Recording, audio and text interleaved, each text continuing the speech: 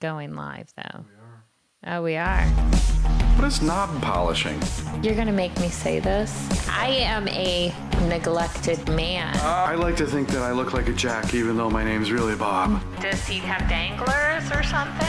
Well, it's time to go do them lighthouse duties. Sitting in the cheese at the old Walmart to cool off. That should be the headline. Man tasered in the nuts after stealing beef. Yeah, but you're not going to sit in the cheese. You're not going to sit in the cheese, and you're not going to put ribeyes down your pants either. House cleaning is secondary. So what is the Viagra triangle? Possibly you aid in your digestion. I don't know if his little hand is smaller than his little ears or what. Aw, well, maybe he has a syndrome. Want to go check out my RV? It's parked right around the corner. Because I'm pretty sure that I saw some moose knuckle. No. There is absolutely some moose knuckle going on. My swampy friend. What the hell is a swampy friend? I know. So they're not going to get any scraping on their shaft. Yes, I'm going to do a downward dog. Okay, pretty lady. You had on those gosh darn sexy leather looking shorts. Ladies and gentlemen, and assholes, gather round. It's time for another action-packed episode of Trouble in Paradise. Hi, I'm Nigel Kent. And I'm Jazmine Starr, And welcome to Trouble in Paradise. where we talk about everything amazing, awkward, auspicious, and sometimes even ass-tastic here in Southwest Florida. And thank you for emphasizing the phrase awkward, because we have just had a wonderfully awkward experience trying to get our live stream working, but I think we have everything under control now. We just Thankfully. a couple casualties though. We had to get rid of the live chat. We had to get rid of some background graphics and go with this thing because this beleaguered old MacBook Pro just struggles to get that live stream going. So if you really, really like us and you want to reach out to us and maybe get us some technology so we can get some support here, you can reach us at Tipcast239 on Twitter, Trouble239 on Instagram, trouble@trouble239.com to email us, or like this, watch us live and recorded on YouTube at Trouble in Paradise. Audio versions are available on Spotify, Apple Podcasts, and Stitcher. And we have our trophies on the table today, which means things are about to get ugly.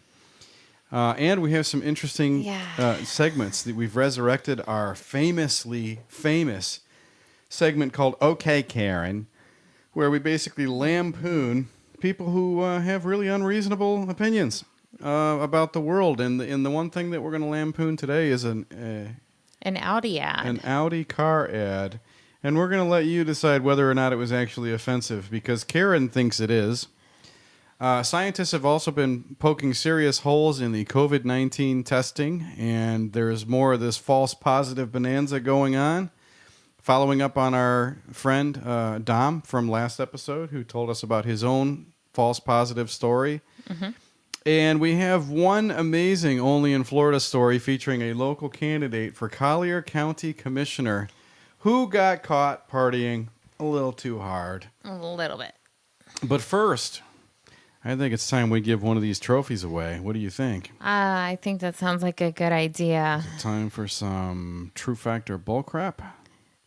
I am as ready as I'm going to be. All right. The last time it was ugly. Well, you know the rules. Basically, in True Factor bullcrap, what we're trying to do is we're taking terms, making statements. These statements may be true, they may be false.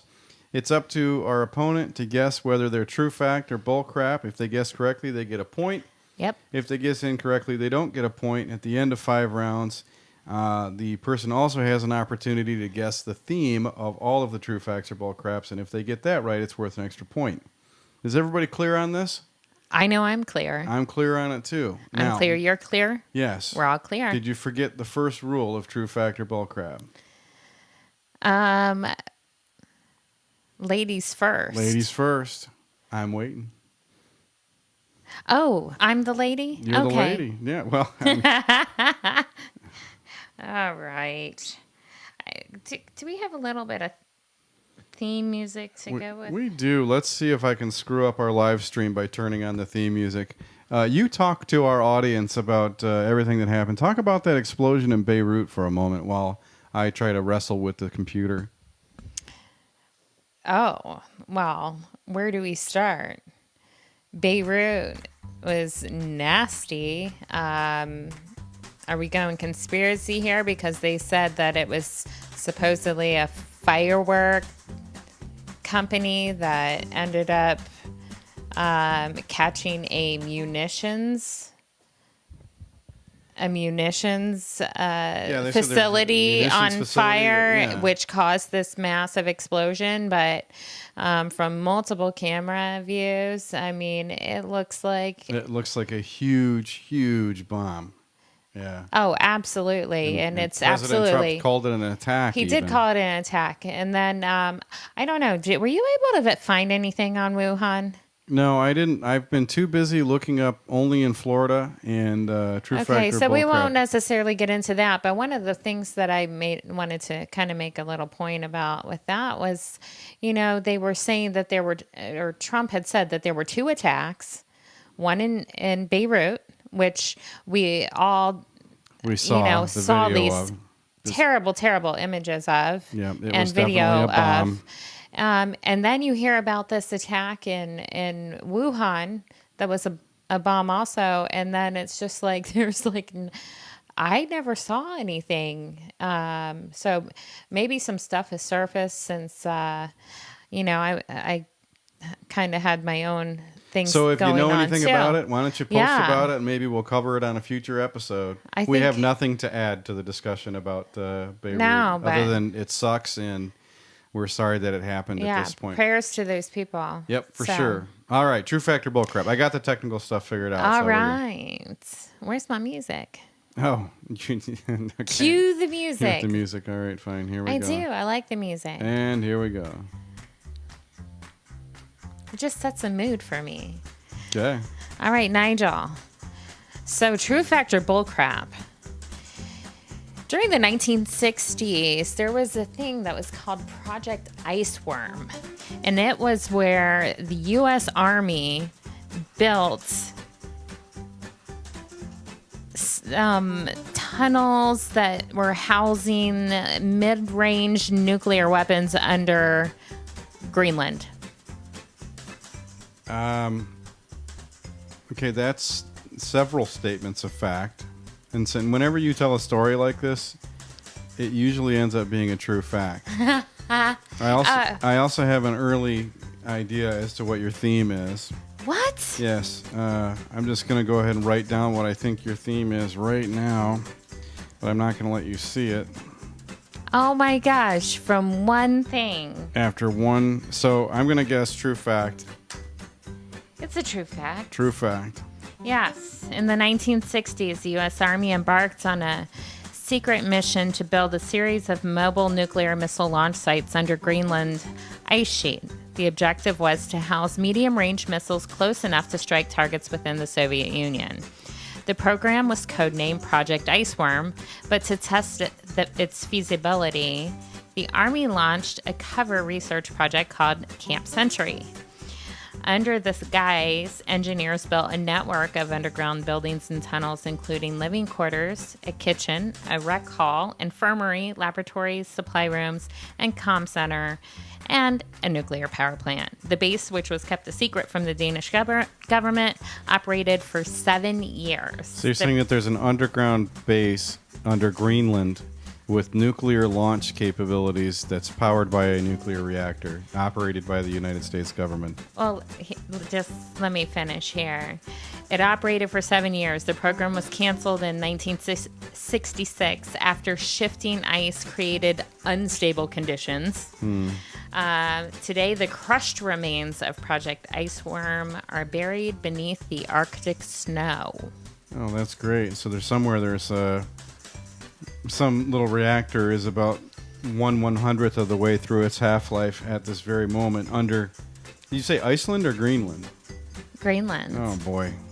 Yeah. Wow, that's kind of crazy. Mine aren't so crazy. My True Factor bullcraps are a lot simpler than that one. All right. All right. Jazmine Star. Yeah. A baritone guitar has one additional string, giving it a lower starting range of pitches than a standard guitar. Bullcrap. It is bullcrap. A baritone guitar just has larger strings, bigger frets, and heavier bracing than a regular guitar. It could be thought of as halfway between a guitar and a bass. You're going to ace this category. Oh, you think so? Yeah, because you know a thing or two. Nigel. Yes. MK Ultra was the basis. What's that? Was the basis of several movies, such as The Manchurian Candidate and The Men Who Stare at Goats. The Manchurian Candidate for sure. I'm not sure about The Men Who Stare at Goats because I've never heard about that movie but I'm going to go ahead and... You talked about a baby goat when we were at Rural King. Well, yeah. You were like... And I was going to name it Margot. But right, but you were like, you even said the movie, something about the movie where the guy's like, you know, the screaming goats and how they faint. Oh yeah, they go. Yes. Yeah, but that doesn't mean I know about the movie Men Who Stare at Goats. Okay. Now, I'm gonna say true fact because that's an awfully big thing for you to connect to a movie that esoteric. Am I right? You're right. Okay, my turn. Did you really ask me? What? What for those listeners that maybe don't know what MK Ultra is, maybe you should educate them. Well, MK Ultra is a mind control program that was run by the United States government. It started somewhere around shortly after World War II and lasted, if you believe Bill Clinton, into the 60s and 70s. If you don't believe Bill Clinton, it's still going on. And moving on. About 10% of all guitar players play their instrument left-handed. True fact. Bullcrap. Less than? According to Quora, only about 4% of players play their guitar left-handed. Some famous lefty guitarists include Jimi Hendrix and Kurt Cobain, although Kurt, oddly, wasn't actually left-handed. He just played his guitar backwards. So Kurt Cobain played his guitar backwards, you say? Yeah, he played his guitar backwards, and we know how that ended up. Oh, that's awful. Yeah, he got shot by his handler, who's a friend of Jeffrey Epstein. Really? Yeah. You've never seen the connection between Jeffrey Epstein and Courtney Love? It's serious and multitudinal. No. Yeah, look it up. Well, you'll have to educate me about this No, after I the don't show. I don't want to step on your theme. Nigel. True factor bullcrap. Acoustic Kitty. Acoustic Kitty was a CIA operative where they spent millions of dollars to train domesticated cats to spy on the Soviet Union. Acoustic Kitty? Acoustic Kitty. I can't even. That reminds me of... That's like the perfect name for a band. Acoustic Kitty. There's actually a girl pop band from the early 2000s from London by the name of Atomic Kittens, which is what that reminds me of. And Frost, you know Jem Godfrey, the producer of Frost? You mean the music that you've been blasting through your house? Yeah. Yeah. That's the guy that he produced Atomic Kittens. So you're telling me that Acoustic Kittens is a CIA project... Acoustic Kitty. Acoustic Kitty Yeah. is a CIA project That they spent millions of dollars on. They spent millions of dollars on to teach cats how to spy on the Soviets. I mean, that is just too rich. I mean, I've heard some shit, but training domestic house cats. I'm going to go ahead and call bullshit on this one. This is bullcrap. It's a true fact. No, it's not. Yes, I'm glad my tax dollars didn't go into that crap. A report from 1967 shows that the CIA spent millions of dollars in an attempt to train domesticated cats to spy on the Soviet Union. Yes, you read that correctly. Nicknamed Acoustic Kitty, the program involved implanting electronic spying equipment into live cats and then training them to, quote, eavesdrop on unsuspecting Cold War They rivals. have radio transmitters If inside you their don't body? believe this ridiculous program existed, you can read more about it in this memorandum published by the National Security Archive. Acoustic Kitty is a great band name. You're right. You know, it's like a coffee shop duo. Acoustic Kitty. When I came across that, I'm sorry for laughing so much. I just thought it was absolutely ridiculous, and I loved it, and I think this is what our tax-paying dollars goes towards, is implanting cats with spying equipment and Yeah. trying to teach them to go about Bad ideas. eavesdropping. Bad ideas. Government comes up with a lot of bad CIA. ideas. All right, moving on. Jazmine Starr. Yes. The oldest woman to ever win a Grammy Award was a left-handed guitar player. We're going to get Bullcrap. True fact. Oh, man. Elizabeth Cotton was born in 1893 and played lefty her whole career. She was a blues artist who obtained a Grammy at the age of 90 for her live album, Elizabeth Cotton Live. And now that I know that, I am definitely going to have to get a copy of that record. She won the Grammy in 1985. Yep. I see where you're going with this. Wait till you get to the next one. You're going to be like, what? Okay, Nigel. True fact or bullcrap? The Mapimi Silent Zone is a true urban legend where radio waves cannot be transmitted. Yeah, no cell phones, no walkie-talkies. Yeah, it's a true fact. I don't know about the name, though. That zone is somewhere in, like, the Appalachian Mountains somewhere. I want to say West Virginia or Pennsylvania, someplace like that. Maybe Maryland. Maybe you should stop talking. Okay. Apparently this is It's not an urban legend. Okay, it is an urban legend because most people don't know about it. It's a true fact that this place exists, right? It does exist, but it's not anywhere near what you were saying. Okay, did I say it was a true fact? It's a declassified document could help clear up this one.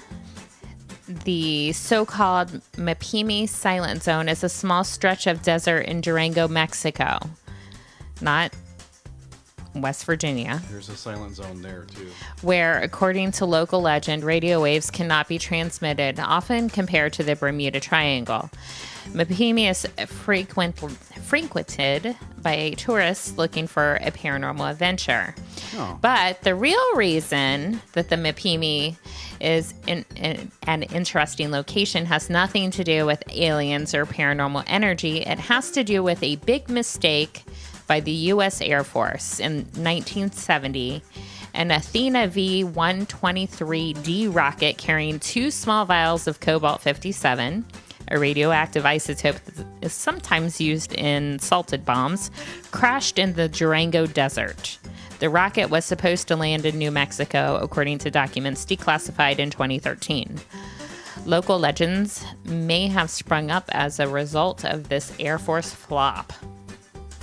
So it's a place where if you go there, your radio doesn't work. You can't transmit with your radio. You can't transmit, but it has nothing to do with anything paranormal or urban legend at all. It doesn't even have to do with the rocket crash. It just doesn't. It has to do with the fact that the U.S. Air Force messed up and they're trying to cover something up by saying radios don't work there. No, apparently they don't work because this radioactive isotope is. So there's so much radioactivity that it's distorting the electromagnetic fields. Yeah, in the you're area? not able to transmit because of that.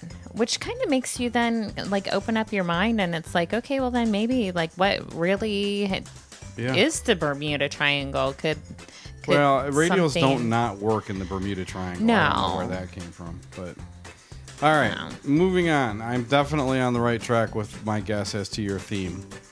Jazmine Star, there are guitar stores that only sell left-handed guitars. True fact. True fact.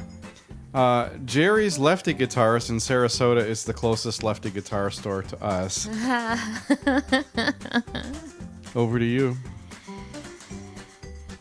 Okay, last one for you, Nigel. Dr. Zhivago was distributed by the CIA at the World Fair in Brussels, in which they handed out 1,000 copies to Soviets. What's dark? Is that a book? Am I Yeah. supposed to know about this? Yeah, it's a movie too. Okay. What's it about?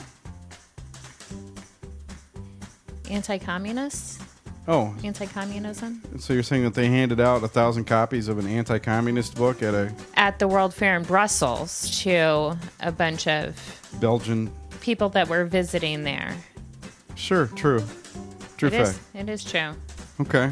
Yeah, during the Cold War, the CIA played a role in distributing the book Dr. Zhivago throughout the Soviet Union. The book by Russian writer Boris Pasternak was banned by the Soviets because it displayed an open-minded view of the Bolshevik Revolution, and its protagonist, the doctor poet, was staunchly individualistic.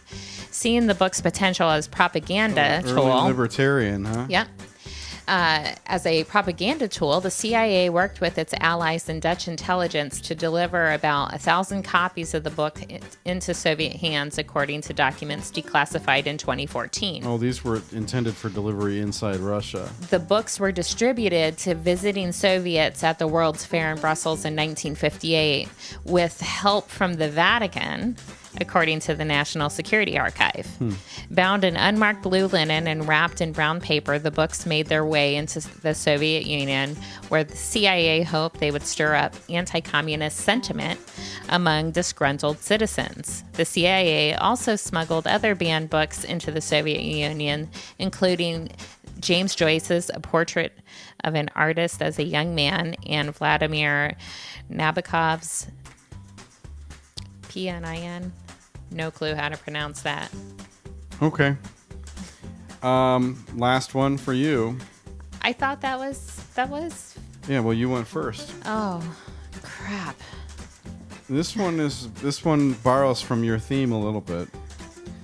For the longest time, musical instruments were tuned with the first note in the scale, A, at 432 hertz. During World War II, the Nazi Minister of Propaganda, Joseph Goebbels, attempted to change this to 440 hertz. But the change never caught on, and we're still using 432 hertz today. Bullcrap. It is bullcrap. How do you know that? Well, because first of all, I thought the scale is in C.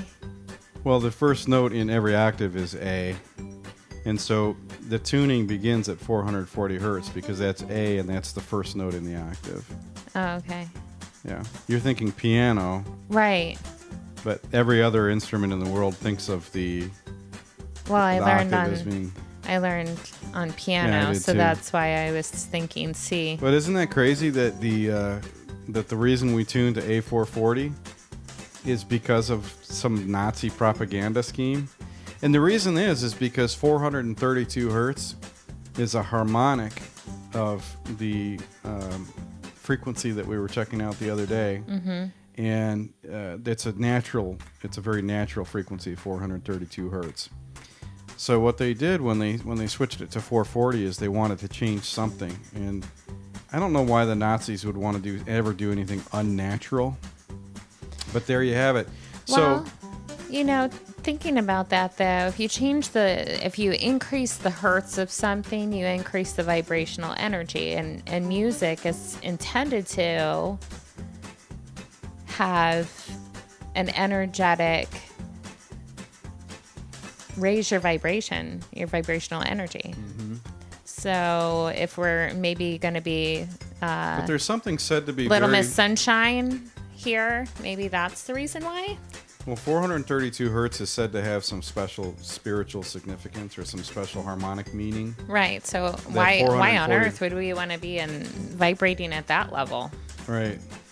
Prince, of all people, was a fan of the 432 hertz tuning, but he didn't necessarily use it when he recorded because none of this stuff could be remixed because it would be out of tune with whatever they were remixing it with. So that's all 5 questions, and I can't remember which ones we got right and which ones we got wrong, but I do remember. I know what your theme is. I think your theme is conspiracy theories, or if that's not exactly it, it could be CIA operations or CIA conspiracy theories over the years. Yeah, you're right. What was it? It's conspiracy theories that have been proven to be true. Oh, things that have turned Things out to that be, have been declassified, and then the theories have been true. That is a great. That's fantastic because everything that comes out as the truth, any kind of criminal truth, any kind of investigatory truth, always starts out as a theory. Right. That's why it drives me knocking futz that all these people they don't want to hear what conspiracy theorists have to say. And all the things that came out that ended up being validated as true started out as conspiracy theories. Yeah. This was a search on weird declassified military facts. Okay. All right. Well, that's then pretty close, I guess. Right. And then that's how I kind of fell into that these started out as theories, and then they ended up being declassified documents. Well, I want my trophy. So are you going to guess my theme? I'm going with. Well, you were steering towards guitars, and specifically left-handed guitars. But then you threw me with this last question. Then with the About the the Nazi tuning change. Yeah, with the hertz. So it would be music or acoustic music. You got it. It's guitar stuff. Guitar. But yeah, I wanted to kind of throw you a loop at Right. the end there. So that combined with your intangible, incredible, outstanding, remarkable, auspicious beauty wins you the trophy. Here is your trophy. I don't know that I did Jazmine that. Star, good job. You win True Factor Bullcrap Well, for episode 34 of Trouble in Paradise. after the beating I took the last time, whew. Well, you did just fine. We are going to move on to a new, actually repeat segment called Okay, Karen.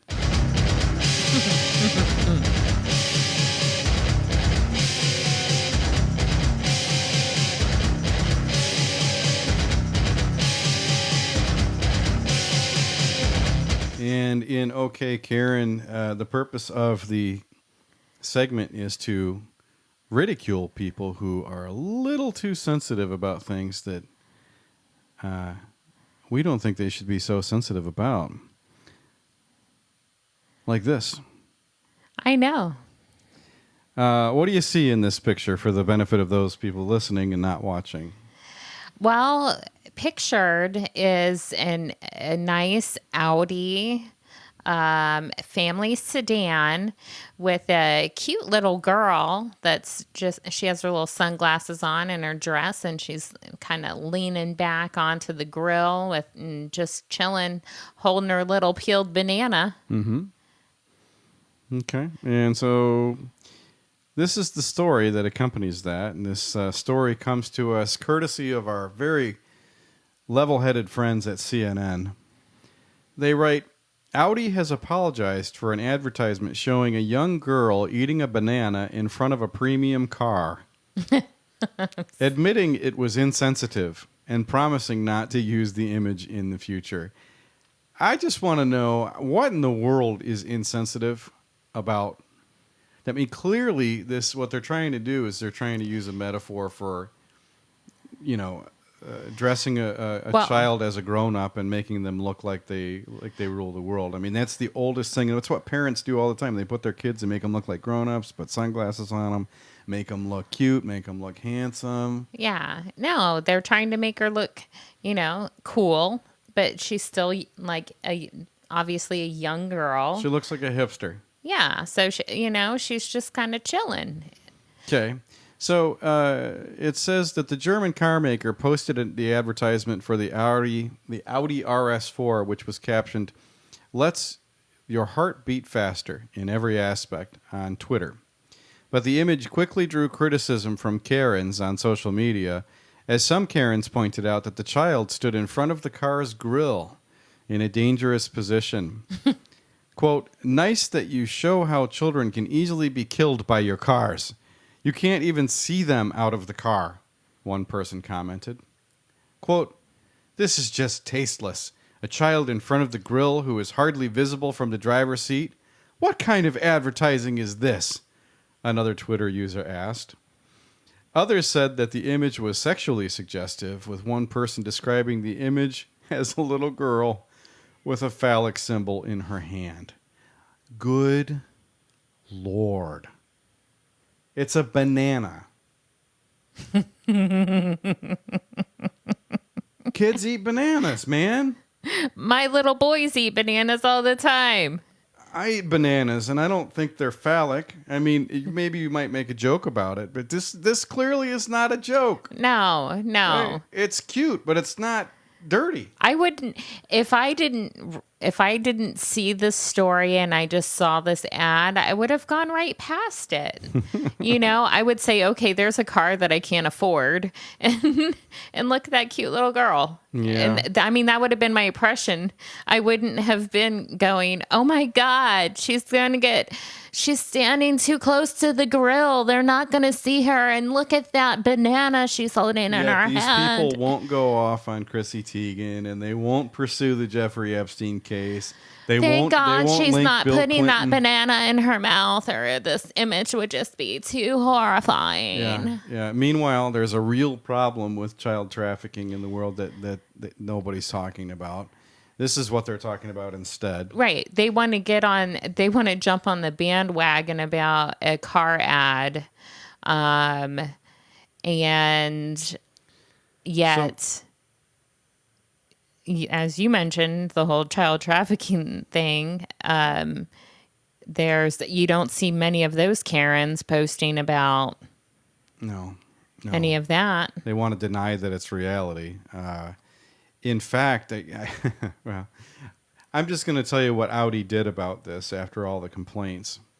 It says the car maker responded to the furor on Monday, apologizing for the insensitive image. Quote, "We hear you, and let's get this straight. We care for children.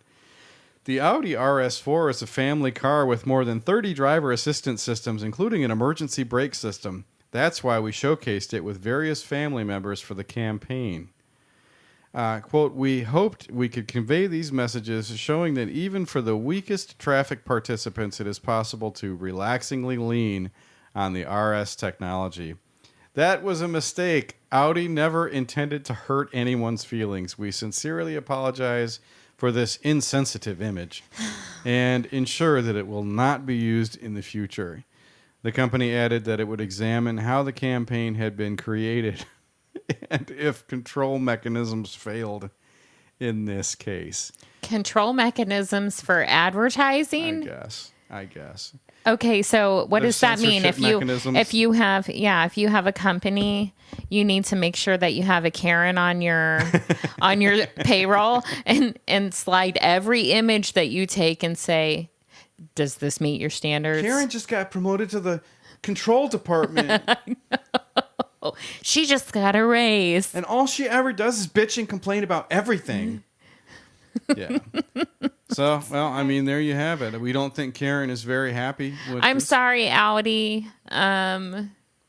But I'm just sorry. I'm sorry that with all of the shit that is going on That's in the the thing people world choose to right complain now, about, yes. that they want to make this an issue. Give me a break, people. Yes, and we're going to break away from this subject and move on. Okay, Karen. All right.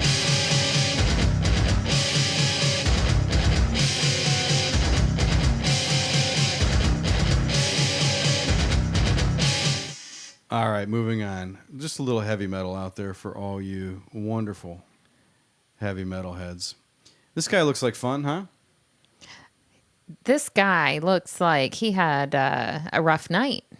Oh, he had a very rough night. I think he got beat up by the either the Collier Sheriffs or the Naples Police Department. No. We're about to find. No. That would never Okay, happen. no. That would never happen. Never, ever. Okay, this is where That never happened to Alex Lifeson, my favorite guitar player. He never got beat up by the Naples Police Department. Okay, well, He's the first Canadian Florida man. I'm sorry. This is where you and I have disagreements because I'm a blue supporter. I'm a blue supporter too, but I don't support people getting beat up when they get arrested. This gentleman did not read the story. All right, so I haven't read the story yet. I'm just assuming that the cops beat him up because that's what. Well, the internet says assumptions cops can be do. wrong. All right. It says Collier County, a candidate for Collier Commissioner, was arrested. The candidate, John Jenkins, that's this guy here, was found lying in the parking lot of Break Time Lounge, yelling for his Lyft driver, according to the sheriff's report. When asked about the injuries to his face, Jenkins said he fell in the parking lot. Wow, that's a direct hit. He must have fell right on his eyeball. I think he fell onto somebody's fist. I mean, he may have fallen on the other side too, but Well, he's got injuries on both sides of his head. Right. He was scuffling for sure. yeah. Jenkins said he had 4 drinks at the bar and did not consume any illicit drugs. A bag with cocaine was found in his pocket upon a search. Oops. Jenkins was charged with possession of cocaine. He is unopposed in the August Democratic primary. Yeah, there's not a whole lot of Democrats in Collier County. Wait, what was that? I don't always run for Democrat nomination for county commissioner, but when I do, I make sure I'm really, really high on rails. The Collier County Democratic Party issued the following statement. We are saddened to hear, this is Karen in the control department now, We are saddened to hear. of the difficult times John Jenkins is going through. We all deserve the space and privacy to deal with disruptive issues in our lives. That's like almost the exact same quote that they used about Kanye. It would be in his and the community's best interest, therefore, for Mr. Jenkins to withdraw from his run for county commissioner in District 1. So the Democrats, rather than have to deal with this poor guy, are just like, yeah, we're tapping out. We're taking Yeah. our only candidate out of that race. Yeah. Well, okay. And I agree with their statement. He has some things he needs to work on. Thank goodness that this information came out before the election. And yeah. It says this happens to be the arrest record Oh, you here. pulled up the arrest record. Well, Look yeah, at you. Yeah. Well, I didn't want to be accused of not knowing what I was talking about on this story here. Oh, okay. It pretty much outlines the same thing, although let's see what it says. August 2nd at approximately 0228 hours. Am I saying that right? I'm not like a military nerd or anything. I was dispatched to 0228. to a drug-related incident. Comments from communications were stating that a Lyft driver was reporting a male subject who was passed out in the parking lot of the Break Time Lounge. Any idea where that's at? Yes, I do know where that's at. Is that in the Estates somewhere? No. That Break Time Lounge is near Bayshore in 41. Okay, so it's down closer to the nicer neighborhood. It's down closer to the nicer neighborhood. Upon arrival, I made contact with the male subject who was later identified as John Davidson Jenkins. February 8th, 1965. John was laying in the parking lot in front of a vehicle, yelling for his Lyft driver. John had multiple abrasions to his facial area, a swollen black eye, and a small abrasion on his legs. I asked John what happened, and he stated that he had fallen in the parking lot. John was clearly intoxicated and stated that he had approximately 4 drinks at the bar. Approximately. How many drinks did you have? Approximately 4. That's the, 4. John was sweating profusely and it appeared as if he had urinated himself while laying on the ground. John denied any illicit drug use and stated he only had consumed alcohol tonight. EMS was dispatched to the scene due to John's level of intoxication and abrasions. While John was placed on the stretcher prior to him being transported by EMS, I asked John for consent to search his person. This is to ensure the safety of the EMS personnel. John stated yes, and after a thorough search through both of the pockets in his shorts, a small plastic bag containing a white powdery substance was found in his right front pocket. Surprise, surprise. I asked John what was inside the bag, and he said he was not sure. I don't know what that is. I don't know. I must have jumped in my pocket when I fell. It slid in there, like, if you do a headfirst dive into like second base, like it just went right in the pocket. So he was basically had less than a half a gram of cocaine on him at the time. So I don't know if that's a lot. It doesn't matter. He's running for office. Yeah, I don't know. I don't know if that's a lot of cocaine or not. I really don't. But he shouldn't have any. Well, he's not going to have a real good campaign from here on out. What do you say he stays in the race against the wishes of his... No. No. Oh, I think that would be awesome if he just belligerently hung in there. Yeah. And let's see. The substance inside the bag was field tested on scene and tested positive for cocaine. Well, that means that it's Yeah. coke, right? Yep. If they say it's coke, it's coke. I just happen to have a picture of this woman whose name is Danielle DeCenso, which I'm assuming that's some kind of Italian name, but she's standing here, or crouching here rather, with her son. And this woman has a very interesting claim to fame, albeit sad since she's dead. But the story comes from Wellington, Florida. Kidney infection masquerades as COVID-19, and this one is from the local CBS affiliate in Wellington, CBS 12. It says a report from the Palm Beach County Medical Examiner obtained by CBS 12 News showing that a young Wellington nurse believed to have passed from COVID-19 was never infected with the virus at all.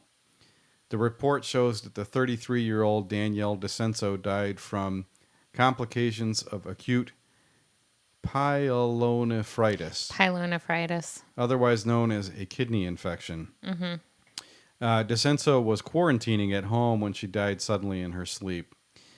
They don't mention the misdiagnosis from here on out for the rest of the article, which is the lion's share of the article, and they keep talking about COVID. Even though she never had it and she didn't die from it, I just want you to know that. Well, and for anyone that doesn't know what pyelonephritis, yes, it's a kidney infection, but what can happen, people run an extremely high fever with pyelonephritis. They can, especially, they need to be treated with the proper antibiotics. And if it gets to a point where the infection, it is capable of going in the bloodstream, and they can become septic shock and die from it. Mm-hmm. So pyelonephritis is a very serious thing that does need to be treated, because it can cause septicemia and lead to death. Well, it doesn't sound like she was being treated for it. It sounds like they were treating her for COVID, and that's what led to her death. That's terrible. Yeah. So that's the case of Danielle DeCenso. Now, there's this other... so was she ever... You had mentioned, and maybe I missed in when you read that, was she ever tested? She was tested, and it came back negative, and her autopsy confirmed that she was negative as well. But... So where is it coming in then that she was? Well, they're saying that she was exposed at work and that they put her in quarantine because she had a fever. And it was a misdiagnosis. It was a misdiagnosis, yep. Now, That's she terrible. was tested pursuant to that misdiagnosis, but by the time the results came back and everything, but the thing is, though, they listed COVID-19 as the cause of death. What? They listed COVID-19 as the cause of death, but she was never infected with the virus at all. The report shows that the 33-year-old Daniel DeCenso died from complications of acute, whatever you called that, kidney infection. Pyelonephritis. Yep. So they are going to have to probably walk that one back and figure it out. But that's not the only one. There's another guy who died from fake coronavirus also in Portland, Oregon. This one comes from KATU. It says a 26-year-old Yamhill County man has died, and health officials say he is the youngest person to die from COVID-19 in Oregon. KATU News spoke to his family, who say he was healthy just days before he died. Earlier this week, health officials reported several coronavirus-related deaths. The youngest was Matthew Irvin, a father of 3 kids. His mother, Kim Irvin, says that he was an active person. Kim says Matthew started to experience symptoms 4 days before his death. I thought maybe it was just the flu, but he did seem pretty sick, but not that I thought it was going to take his life, Kim said. Matthew was tested for COVID-19, but the results came back negative. Health officials nevertheless said COVID-19 is listed as his cause of death. Now, okay, so here's the problem then. Either we have an ineffective testing system in his case. Now, in her case, the previous woman that was the nurse, that to me is 100% sounds like a tragic misdiagnosis and treatment. In his, if he were symptomatic, then, did he have a faulty test or what the hell happened? Yeah, it doesn't say. But you hear this so much it's that a lot of problems, though, right? Because let's say that he really did have it, but the test said he was negative. Right. That's a problem too. Well, I can say there is a specific way that the tests need to be done properly, because if they're not done properly, you can still get a negative result and somebody is positive. But there's a lot of problems with these PCR tests from what I've been reading. Yeah.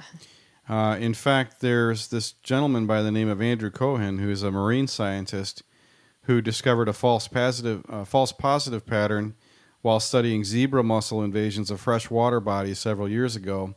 And his research got him pursuing the issue of false positives in the world of coronavirus. This is actually from NPR, if you can believe that. I was very surprised. It says he was skeptical of reports that people with absolutely no symptoms were nonetheless getting positive PCR test results for the coronavirus. Quote, I began wondering whether these asymptomatic carriers weren't in large part or in whole part the human counterparts of those false positive results of quagga and zebra mussels in all those water bodies across the West, he says. He dug in and found that in previous outbreaks, such as SARS, scientists ran a second PCR test before confirming a case. The Centers for Disease Control and Prevention started to do that as well during the earliest days of COVID-19. Labs capable of running their own tests were also told to send a sample to CDC for confirmation, but that system was quickly abandoned, and the number of cases grew. The ability to test remained limited. CDC recommends that a patient who has recovered from coronavirus infection in the hospital be tested twice before being discharged. But the concern there is a much more common problem with these tests, falsely negative results. So we not only have false positives, but they have people potentially being discharged after 2 PCR tests because of multiple false negatives. Because there's some kind of shared footprint between the coronavirus and some other pathogens that are out there. It makes it hard for them to really detect it or not. Well, from some of the reading that I have done, I do know from what some of that appeared to be that I came across were positive results. And when they looked a little bit deeper, they found that it was rhinovirus, which is just the common cold virus. Yep. I don't remember There's offhand. also the I don't remember offhand which article that came I'm from. sure we could find it. There was also the story But- that I read about the 2 nurses that sent in unused swabs for testing, attributed to case numbers that they put into their EMR and conjured out of thin air, and those came back positive. Yep. So even though there was no sample on them. Now, how does Well, that happen? Well, I still want to know that one day that I had the weird thing that happened on, like, my phone sent me a text message that I had an appointment with one of the labs at a time that day, and I was freaking out because I'm like, I didn't even schedule a test. And I was like, is this like some kind of a system thing? I tried to call the number. Of course, I could not get through to any human being. So all I did was remotely cancel my test online. And you still, but you didn't get a notification like Dom's, my lab. like Dom's mom's friend, where Well, they it was called like her I and canceled. said she had positive. Right, but I canceled, my lab that I never had an appointment. It's Yeah. just like all of a sudden. So it's like, it just kind of makes me wonder. It's a giant clusterfuck. I think. It's like, okay, how did I get an appointment that I never made for a lab that I don't even know what What it's for. it was supposed to be for, and I just put cancel because I didn't have an appointment because I couldn't talk to a human being, so that stuff like that just kind of makes me a little suspect. How do you, when you have such a terrible pool of sample data, when you have a terrible cross section of statistics about COVID positivity across various communities and across our nation, when the data is not reliable, how can you go and make policy decisions such as shutting down schools? Mm-hmm. And who do you think is most likely to be harmed when schools are shut down? Do you think it's going to be the wealthy kids with the wealthy parents, or do you think it's going to be the poor kids with the poor parents? I think, honestly, well, I mean, the blanket answer there is going to be the poor kids. Yeah, absolutely. But I think, honestly, and this needs to be said, all kids suffer unless you have a very well educated and dedicated parent to homeschooling. Do you think that school teachers are going to be doing more or less work as a result of students being forced to do remote schooling and stuff like that? More work. You think they're going to be doing more work? Yeah, I've talked to a couple people that are teachers, and listening to what they are going to have to do to prepare these like online kind of sessions. That's a once, because they've never done it before. Well, not that it's something that they've done, but I just want to say this, and this is the last thing on this topic, is I really want to say, like, God bless our teachers and thank you for everything that you do, because I know myself, being a single mom, like, I valued what teachers did before all of this, and I sure as hell 100% like just believe, like, you guys do a fantastic job. Like, I bless the teachers, man, because this is more work for them. If they're going to have to be doing more work now, wouldn't you think that more of them would be in favor of opening up the schools? Instead, you've got people like Jason Calacanis, a wealthy Silicon Valley investor who decided to create his own micro school in his backyard, and guess who's pissed at him about it? The teachers? Among others, yes. Says, and by the way, this guy used to be a contract employer of mine. I used to write for his, he used to publish a lot of my writing back in the day. Anyway, so I know who this guy is. But Jason Calacanis, an angel investor who reportedly has stock in Bay Area tech companies like Uber and Robinhood, posted the ad looking for the best fourth to sixth grade teacher in the Bay Area, and offered to pay them a salary that will beat whatever they are getting paid to teach a small group of children at his home. Wow. The tech investor even offered to hand out a $2,000 Uber Eats gift card as a referral bonus. The posting immediately caused backlash on Twitter. Okay, Karen. As the new phenomenon of learning pods is being seen by some as exacerbating the privilege gap in education. Clara Jeffrey, the editor-in-chief at Mother Jones, whatever that is, replied, "Rethink everything about your family's priorities." Twitter user Corey Christian added, "Everything that's wrong with the Bay Area all wrapped up in a nice little tweet." Shortly after the original tweet, Jason Calacanis added, "We are offering 100% scholarships for folks who can't afford to chip in. If you live in the Bay and are in the 4th or 5th grade, we will take applications based on merit." As the issue of safely reopening schools in person is being fiercely debated across the country, many Bay Area parents have decided to take a do-it-yourself approach to learning by hiring a tutor and forming a learning pod, a small group of students who gather regularly to learn in a shared space. But the fear is that this abrupt shift in schooling will only widen inequalities and racial segregation within school districts.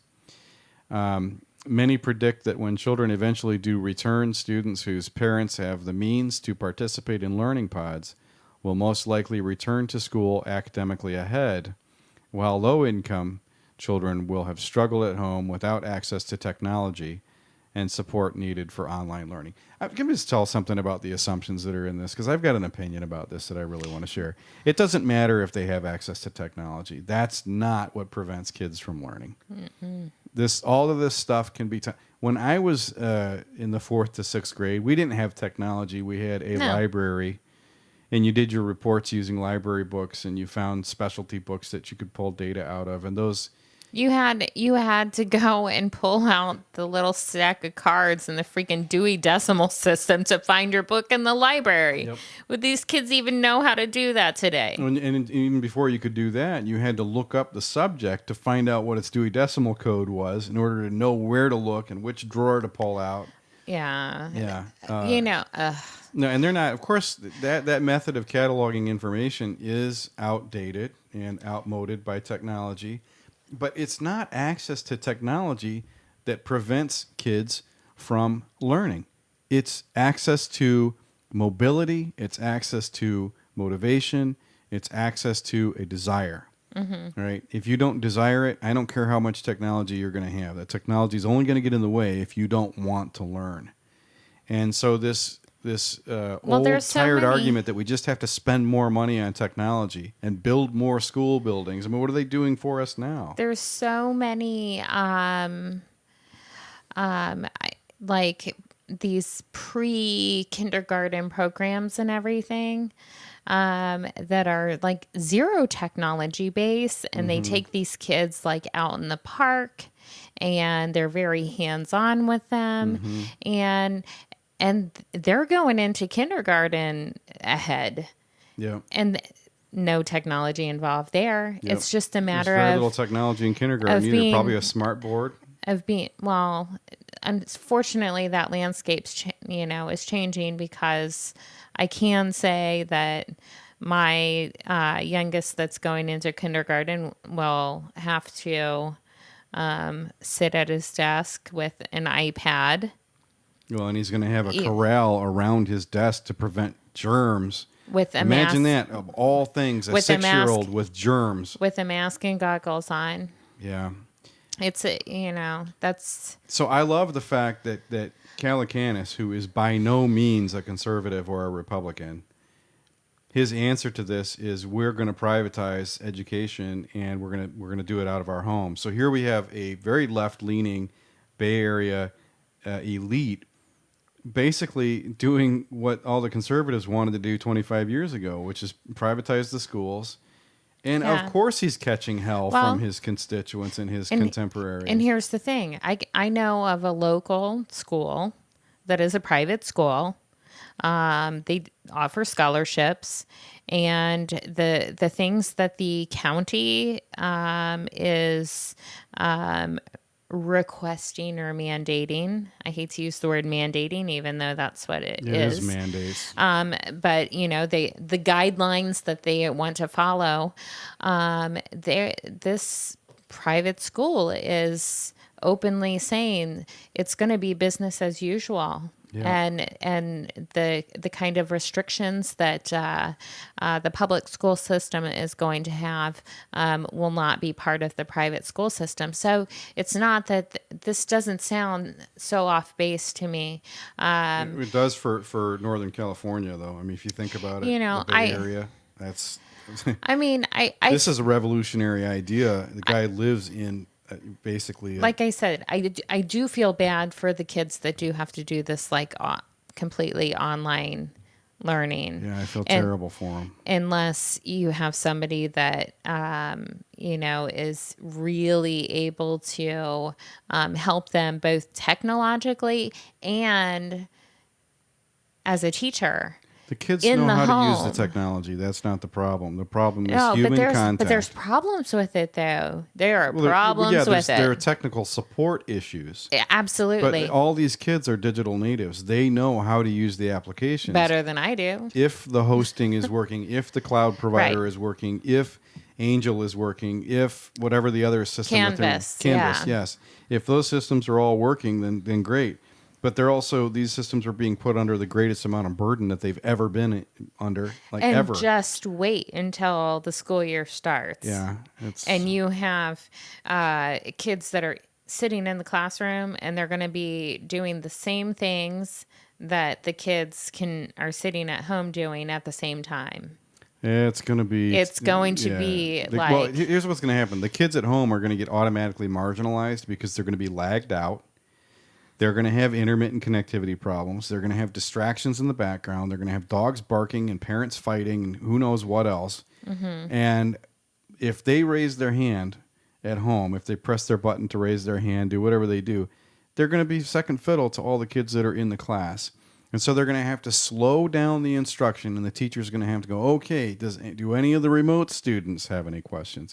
So there's going to be this aside that happens all the time that's going to be a huge time waster for everybody. I say kids get the flu, kids get a cold. You said that the RNA is the same as a cold or very similar to that of a cold. Similar. And kids some don't of the, get sick from coronavirus anyway. This keeping the schools closed is absolute horseshit. They do get sick. Barely.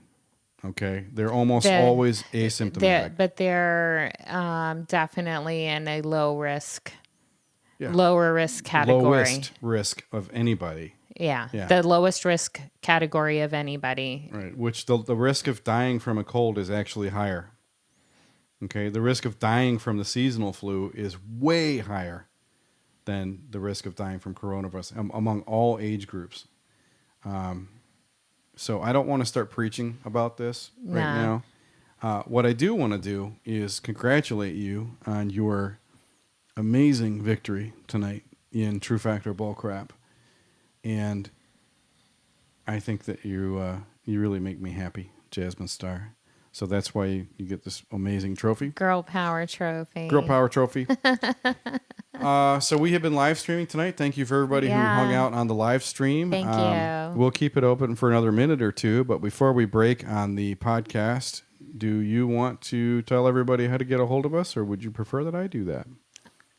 I love doing that. Okay, do it. So you can contact us at Tipcast239 on Twitter, Trouble239 on Instagram, trouble@trouble239.com to email us, Trouble in Paradise on YouTube, And our Audible podcasts are available on Spotify, Apple Podcast, and Stitcher. Yep, and we would love to hear your feedback, especially by email.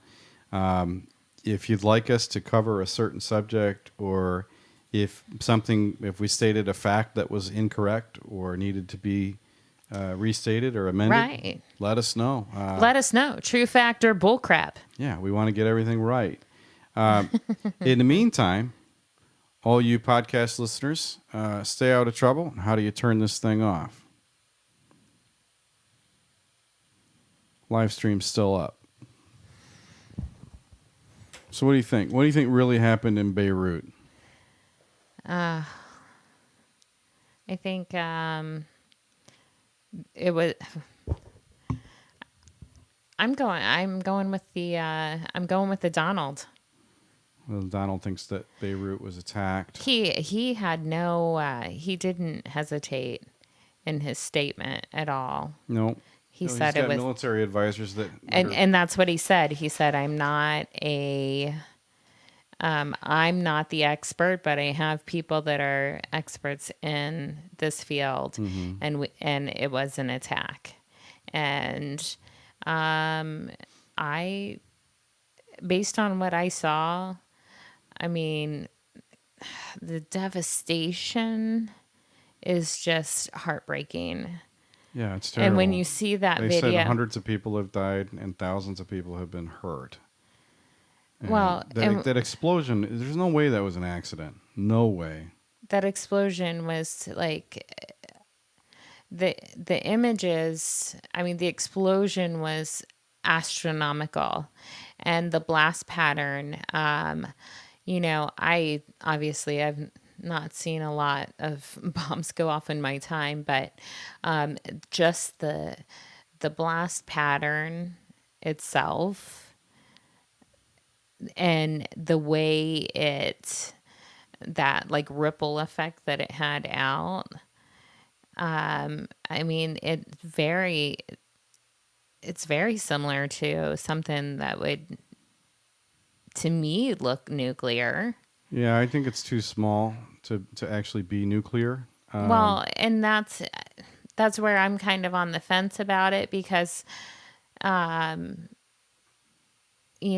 I would think that too, but at the same time, and that was the other thing, because usually with a nuke, anything that I've seen, when it comes out, it's also like that vacuum effect of that sucking back in. But the blast pattern on when you see like the buildings and the destruction and everything, is just absolutely horrifying, and the people that were walking around. And I still want to know, like, if there's anything that surfaced footage wise on Wuhan that supposedly happened within a couple hours of, because he said, like, so you said there were that two that attacks. happened more or less at the same time as this. I think it was within a couple hours, from what I understood, but I hadn't found any footage. Yeah. Or at least as of last night, I hadn't seen anything. And that's why I told you, I'm like, how does a country with billions of people, nobody has a cell phone out, even taking a video of their significant other, walking down the street. People have their phones out all the time, and there's nothing. Well, there's been other explosions in Wuhan too. Over the years. These are breaking news: explosion at Chinese chemical factory. That was kills 4 6 years people. ago. I'm looking at the second hit. When was that? A day ago. Yeah. Let's go and sort this by date. Yeah. So, that's This week. Breaking news: explosion Chinese chemical factory kills 6 people. Let's see what this looks like here. a chemical factory. Explosion at Chinese chemical factory kills 6 people, injures 4. 6 people were killed and 4 others injured in an explosion Tuesday at a chemical factory near the Chinese city of Wuhan, according to a report. The blast occurred about 5:30 p.m. local time at the factory of the Lanhua Silicone Co. in Shentao, a Hubei province city of some 1.5 million residents about 70 miles southwest of Wuhan, the Daily Mail reported. More than 100 first responders, including firefighters, paramedics, and environmental officials, rushed to the scene to search for survivors, according to the news outlet. 3 out of the 4 injured remain hospitalized. Some residents in the area said their windows were shattered by the force of the explosion. Does that look like a factory to you? Hubei Radio and TV. The company was ordered to halt its production immediately. You think? While officials demanded a citywide inspection by companies to eliminate potential hazards. The cause of the explosion is under investigation. Industrial accidents are common in China, where safety regulations are frequently not strictly enforced. That's propaganda. March Yeah. 2019, You know what this sounds like to me? people were killed and hundreds injured in an explosion at a chemical plant in eastern Jiangsu province. I was going to say, just kill that audio. 4 months It sounds to me later, like people were killed in an explosion in a gas I'm plant looking in central at the video here. Uh-huh. And this is low quality video. None of it's in real time. I mean, it just looks like it's all been hashed together by a kid. You know, it doesn't even look good. But we're gonna have to do some more research on the Wuhan thing Yeah. and find out whether or not those two things actually correlated or not. I mean, there's probably a third or a fourth or a 10th explosion somewhere else. They were just small enough that they didn't. Well, I think it's interesting. We watched something last night that was talking about, the resignation of the what? The Lebanese foreign minister. Yes, Which is the same day. I guess that's like the equivalent of the Secretary of State, maybe. for us had resigned at the same day as the explosion, and then you hear about Wuhan, and the guy was mentioning what is there a possibility that there's some evidence that they were trying to possibly destroy. I mean, relative to the coronavirus? In Wow. a chemical factory? Well, the chemical factory one, didn't he say it was very close to like the International Banking Center? Well, he said that the explosion in Beirut was close to the Central Bank of Lebanon, which is one of these. Massive. It's like the Fed here. Right. It's a central bank that backs the currency, So, keeps the government in debt, all that kind of stuff that central banks do. all right. So, what happens if you have a firework that set off a munitions plant explosion and ended up destroying that banking center? Because anything within, I mean, I don't know what the radius of that was absolutely destroyed. Oh, yeah. Flattened, pummeled. I mean, so Why would you want to destroy a central bank, though? What would be the motivation behind the destruction of a central reserve bank in a nation? I don't understand that. why do we have a coin shortage right now? That's Why? well. Why Do you want they to want know us? why they're saying we have a coin shortage? Why because are they the ask- mint isn't running because they're doing all this COVID, all these phony COVID prevention things like social distancing and masks and people having to work remote, and they can't make coins when all that stuff is in place. So where are the coins going? If they're being spent, they're going to businesses. Well, you know what the money circulators do with the physical currency? They take it back into their banks and destroy it, and then create new currency, the coins and the bills.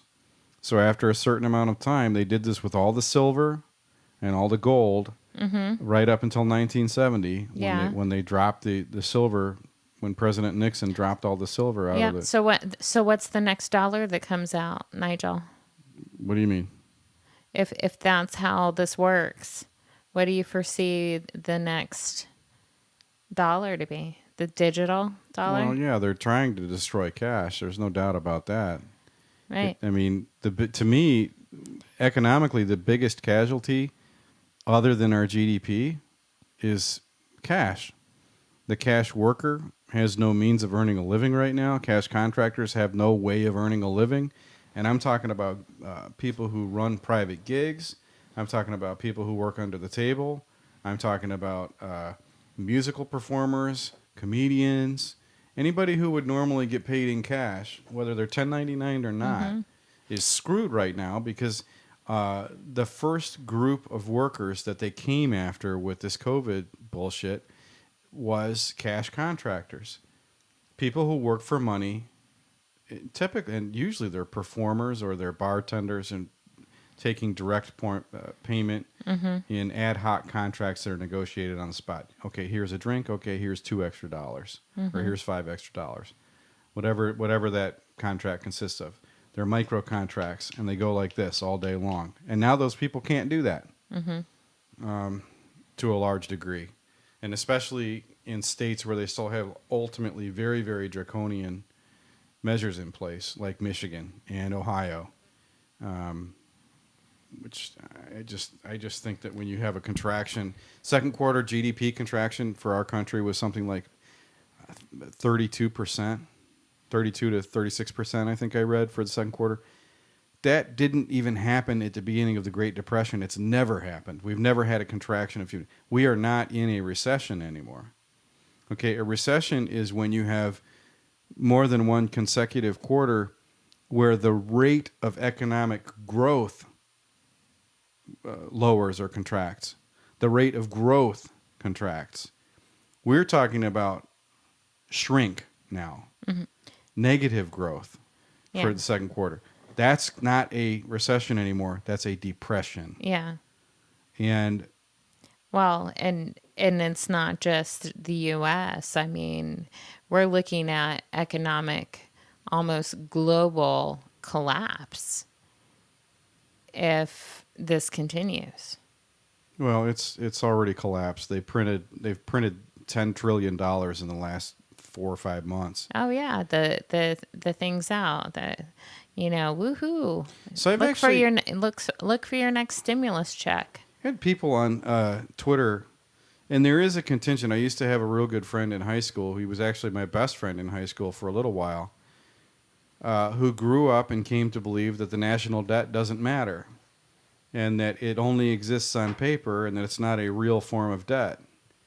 And my response to anybody that believes that is, if it's not a real form of debt, then why in the fuck do we keep track of it?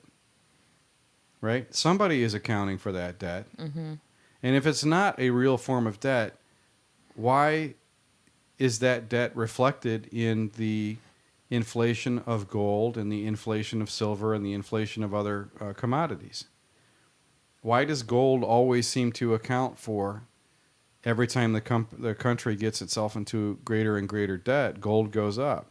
Okay, every time the government prints a shit ton of bonds in order to get a bunch of currency injected into the economy, they create debt which is guaranteed by the taxpayer. You want to know what my response to that is? What? That they need to read your brother's book, Fail Safe. Yeah. I really do. Because he's a knucklehead, though. But he does a pretty good job promoting his book, I think, though. He's a good promoter. Yeah, but I just want to, I want to give him a shout out after reading it because at TJ Wall Books, everybody. TJ Wall. Wait, My little brother. He wrote a novel. I'm gonna grab this because,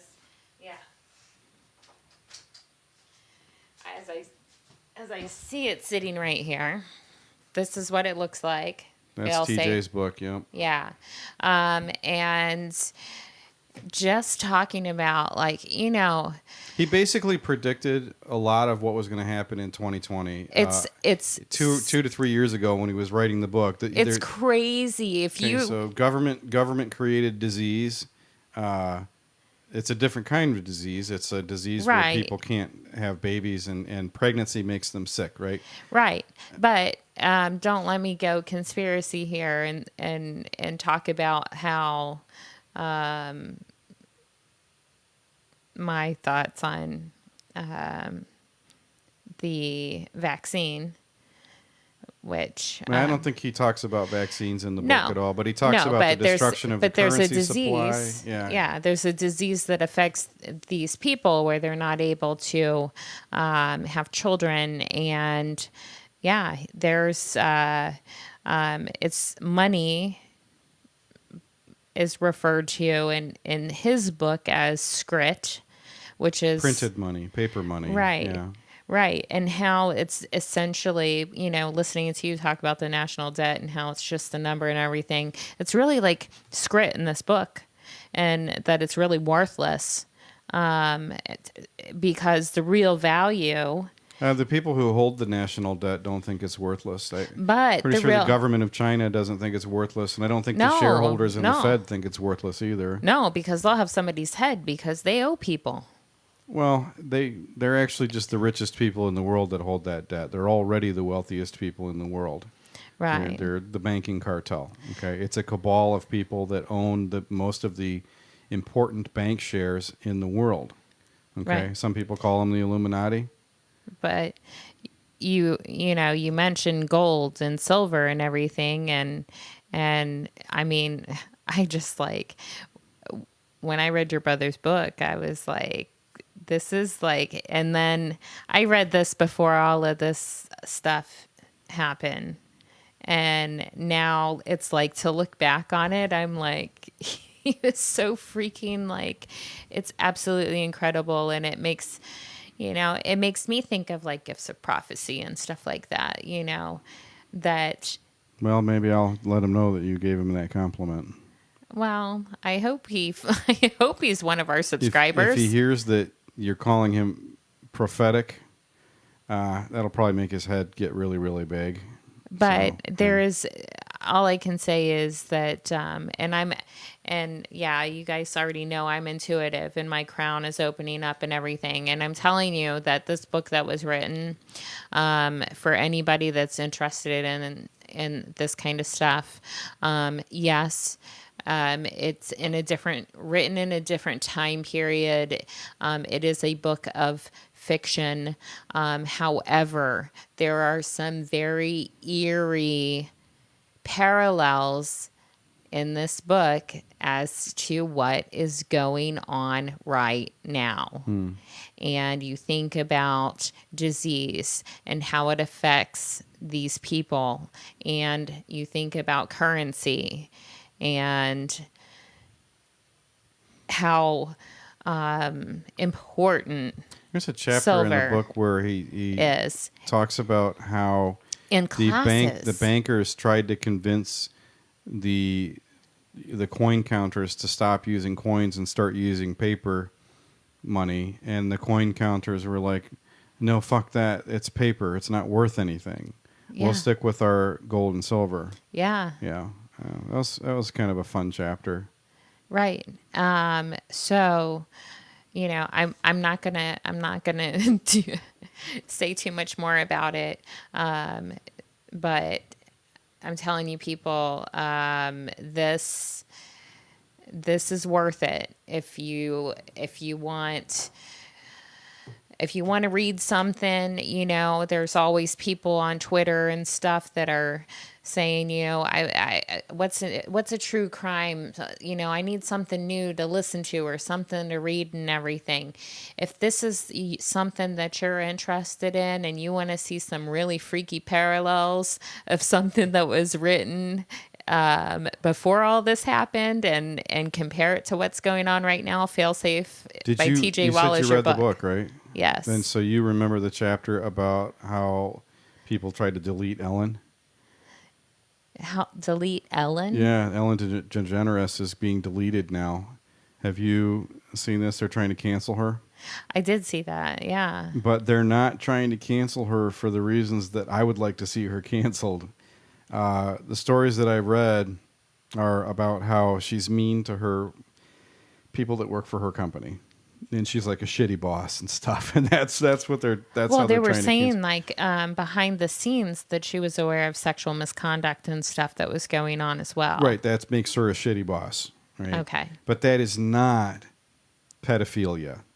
No. And that is not wanting to cancel her because she talks about drinking children's blood and has made jokes about the foreskin of little boys being the key ingredient in skincare products and all this No. different shit that she's done on the air, by the way. Oh, she's made jokes about pizza parties and stuff like that, Yeah. and how a certain celebrity guests that she's had on the show make excellent have excellent parties. Yeah, I think she was referring and- to Jennifer Aniston in one of the videos Yeah. that I saw, and you know, could that all be coincidental? Sure. Is it likely to be? Probably not. Ellen DeGeneres doesn't look like she eats a whole lot of actual pizza, right?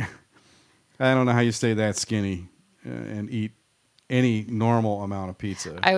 I'm going to refrain from, it's like, it's not pizza. Well, it's pizza. No, that's not what I meant. Well, No. what did you mean? No, I'm not saying it. It's totally inappropriate. And We have an explicit. This show is rated F. I was going to say, Ellen, it's not pizza that she likes to eat. Yeah. Okay. I'm not following. So I guess we'll just move on. Okay. Yeah. So I'll explain it to you off of. okay. She likes pie, but it's not pizza pie. Oh, okay. She must like apple pie. Yeah. Yeah. Speaking of apple pie, Speaking of apple pie, that sounds really good, right? you know, I'm suffering with the most epic sunburn that I've had in probably close to a year, if not longer. Thanks to somebody that I cared very deeply about who insisted on going kayaking today. However, we didn't pack any sort of sunscreen, and we are white as can be, so we got fried. I don't look nearly as red as I actually am because prior to the show today, Jazmine coated me with what did you put on me to make me look less red? I put a little powder, little translucent, just a little powder makeup. A little powder makeup. Yeah, he asked me like if I could put foundation on it. I'm like, no, I'm not going to put foundation. Well, I was just trying to cover up some of this. I look like a freaking tomato, man. But I did powder your face. How do I look? You look great. But, thank you for taking me out kayaking. It was cool, man. The Estero River is a beautiful place. Anybody ever comes to Southwest Yeah. Florida, And please do so between the months of June and September, please, and thank you in advance. yeah. And then go to the Estero River and go kayaking. And the reason he did that was that I did lose a friend on Monday that was very near and dear to me in my heart. And I just I needed a mental break, and he was kind enough to get me out into nature and allow me to have a little solitude out there on the water, which was absolutely wonderful. It was beautiful today. And despite getting barbecued, which was just negligence on both of our parts to not think about sunscreen. It's also sort of par for the course. I mean, we weren't thinking sunscreen because it was quite cloudy when we left. Yeah. But by the time we got to a turnaround point, it was like Sahara sunshine Right. hot. And we were getting just crispied up at that point. Yeah. Yep. But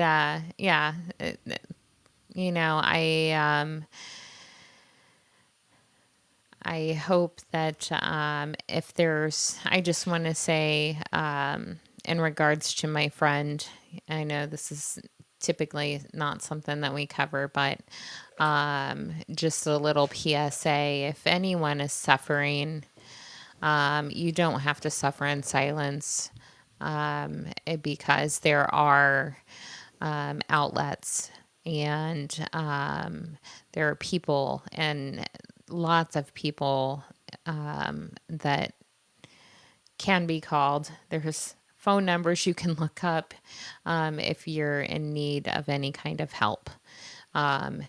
Or just, especially with all social media, just reach out. There are so many people that nobody needs to suffer in silence. And this tragedy, along with many other people's tragedies, could have been avoided.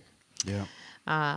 But yeah, I wish you guys could see Nigel's knees that don't have powder on them right now.